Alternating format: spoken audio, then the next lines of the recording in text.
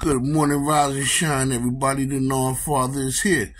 Today we're going to talk about Mr. King Tut, Mr. Walter Johnson from the Cypress Hills projects, the same projects that my father came from. There's always been sayings that King Tut was from the A-Team. From my recollection, from me being in Cypress Hills projects, of course, my family lived in the next building from King Tut.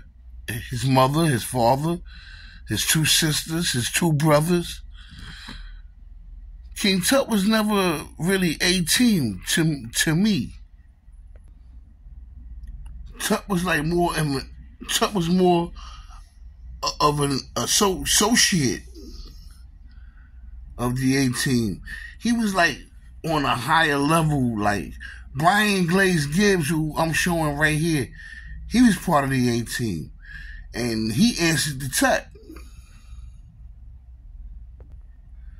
When the younger A-Team members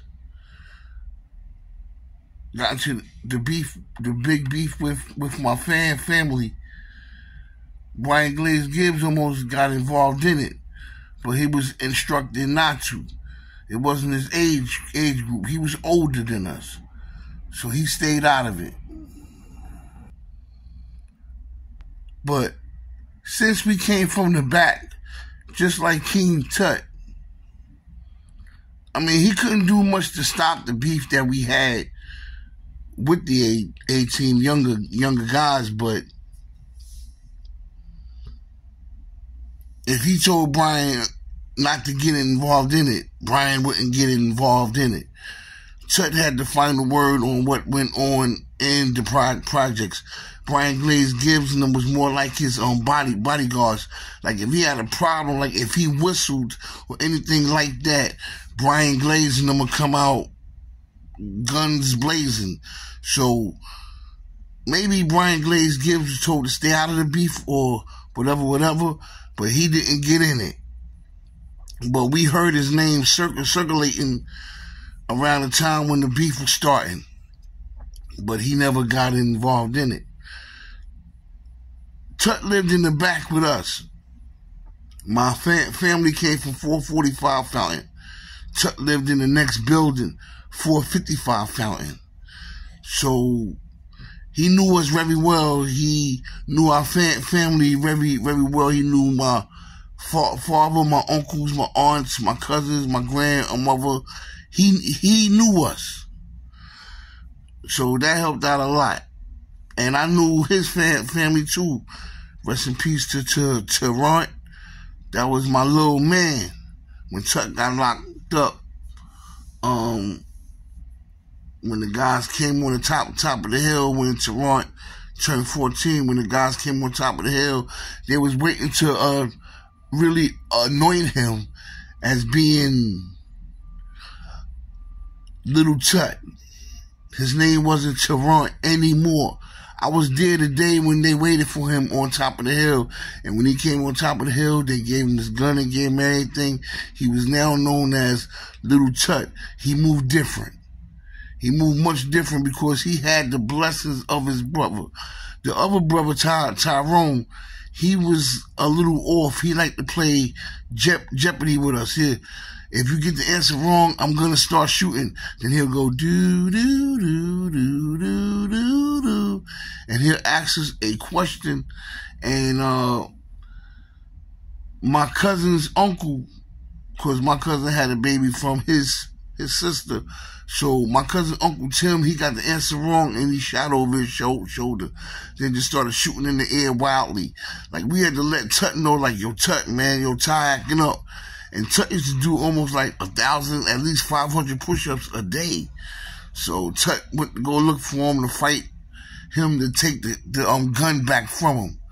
Like I said, I know King Tut, you know what I'm saying? I knew him when he was out there. When I was coming home from summer youth, and he just came home from jail that time, he was on the A train with a trench coat on in the summertime. He had on a blue trench coat. And when I got off at Euclid Avenue and started walking down to the projects, he kept looking back at me. So when I hit the projects, when I hit the front, I think that's 1276 Sutter, he stopped me right before I hit the project. He was like, yo, who you coming to see in here?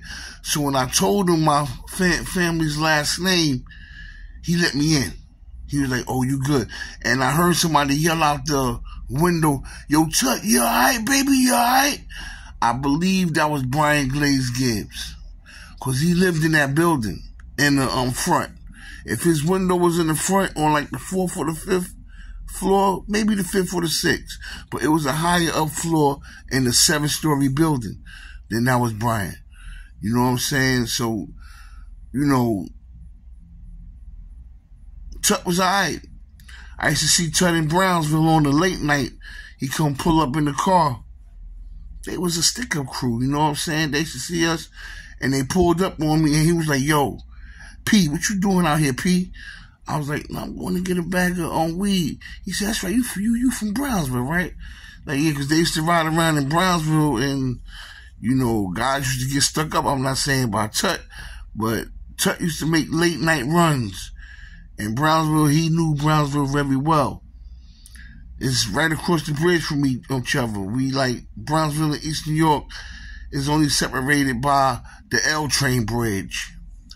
And he told me, he said, yo, go home. Go in the house. He said, don't let me see you out here no more tonight. I was a teenager then. He was like, go in the house.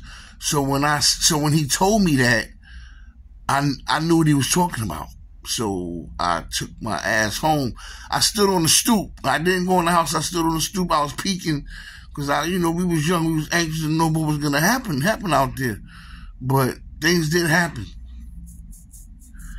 You know, and when Puffy first came to the projects, this was in the late 80s.